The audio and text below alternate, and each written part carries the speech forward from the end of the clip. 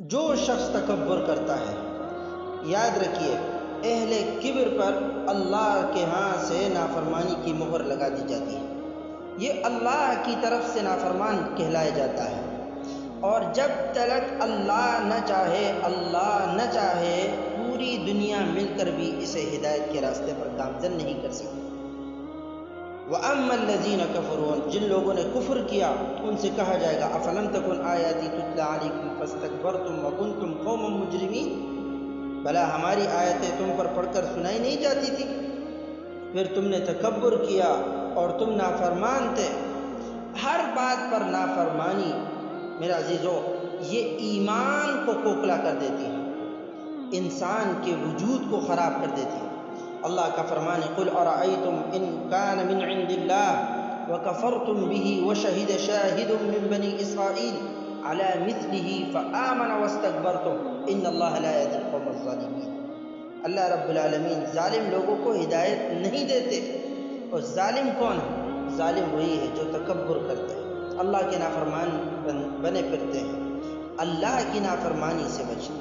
متکبرین کے جیسے دنیا میں انجام اچھا نہیں ہوتا، یاد رکھیے میرے عزیزو اسی طرح ان کے اخروی انجام میں بھی اللہ تعالیٰ نے ان کے لیے مختلف سزائیں اور عذاب مقرر کر رکھے ہیں۔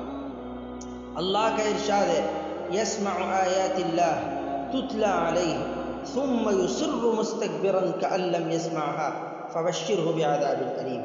اللہ کی آیتیں اس کو پڑھ کر سنائی جاتی ہیں تو اس کو سن لیتا ہے، یہ شخص اللہ کی آیتوں کو سن لیتا ہے لیکن کیا ہے ثم یصر مستکبرا، پھر غرور سے ضد کرتا ہے کأن لم یسمعها، گویا کہ اس نے سنا ہی نہیں ہے۔ اللہ رب العالمین نے بھی پھر فرمایا کہ فبشرہ بعذاب علیم، ایسے جو لوگ اللہ کی آیتوں کو سن کر جھٹلا دیتے ہیں، اللہ کی آیتوں کو سن کر اللہ کے احکامات کو سن کر پس پش ڈالتے ہیں، فرمایا ایسے لوگوں کو دردناک عذاب اور درد دینے والے اور اللہ رب العالمین نے فرمایا دکھ دینے والے عذاب کی خوشخبری سنا دو۔ اور نبی صلی اللہ علیہ وسلم کا فرمان ہے وَيَقُولُ اللَّهُ، قال رسول اللہ صلی اللہ علیہ وسلم وَيَقُولُ اللَّهُ تعالی الْكِبْرِيَاءُ رِدَائِي وَالْعَظَمَةُ إِزَارِي مَنْ نَازَعَنِي وَاحِدًا مِّنْهُمَا أَلْقَيْتُهُ فِي جَهَنَّمَ۔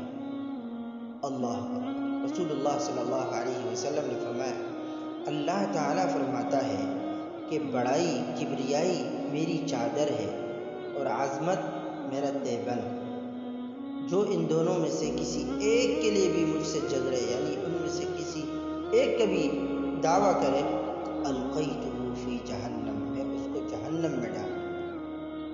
تو تکبر کوئی اچھی چیز نہیں ہے، تکبر سے اپنے آپ کو بچائیں، اللہ کی نافرمانی سے اپنے آپ کو